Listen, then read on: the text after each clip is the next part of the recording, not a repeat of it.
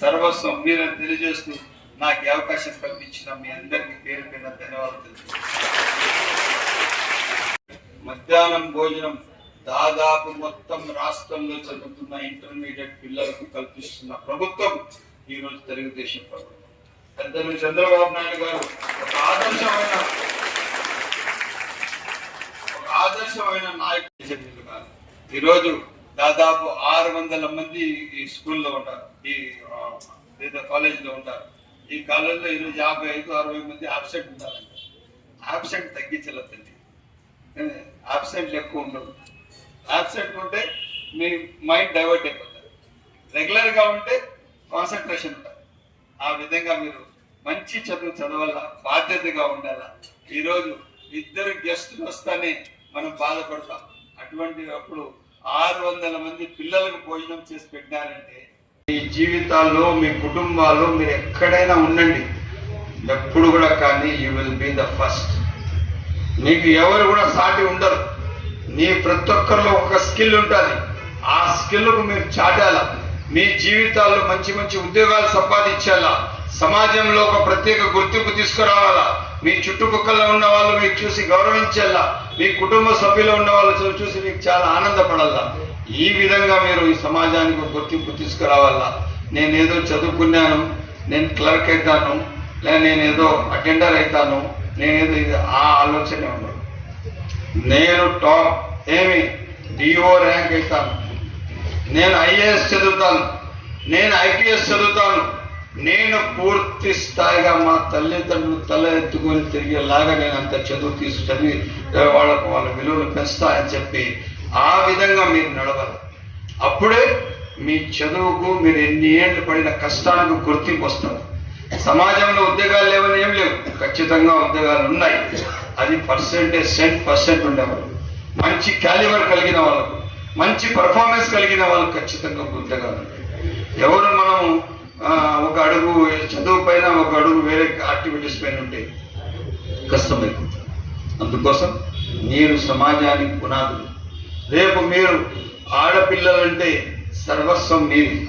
మీ వల్ల ఒక సమాజానికి ఒక ప్రత్యేక గుర్తింపు వస్తారు. ఒక బిడ్డలాగా మీ తల్లిదండ్రులు మీకు గౌరవిస్తారు. రేపు పెళ్లి అయిన తర్వాత మీ భర్తలు మీకు గౌరవిస్తారు.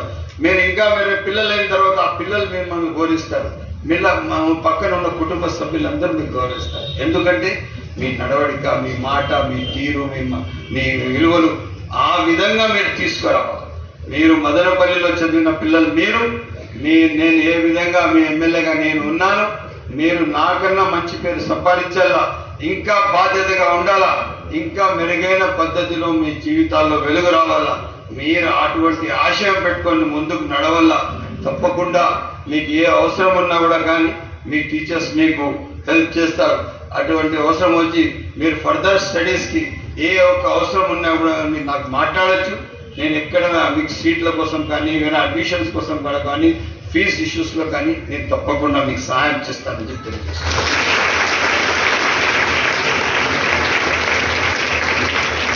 ఇదే కాకుండా మీరందరూ బాధ్యతగా ఉండాలి. ఈరోజు చూడండి, మధ్యాహ్నం భోజనం దాదాపు మొత్తం రాష్ట్రంలో చదువుతున్న ఇంటర్మీడియట్ పిల్లలకు కల్పిస్తున్న ప్రభుత్వం ఈరోజు తెలుగుదేశం ప్రభుత్వం. పెద్దలు చంద్రబాబు నాయుడు గారు ఒక ఆదర్శమైన నాయకులు.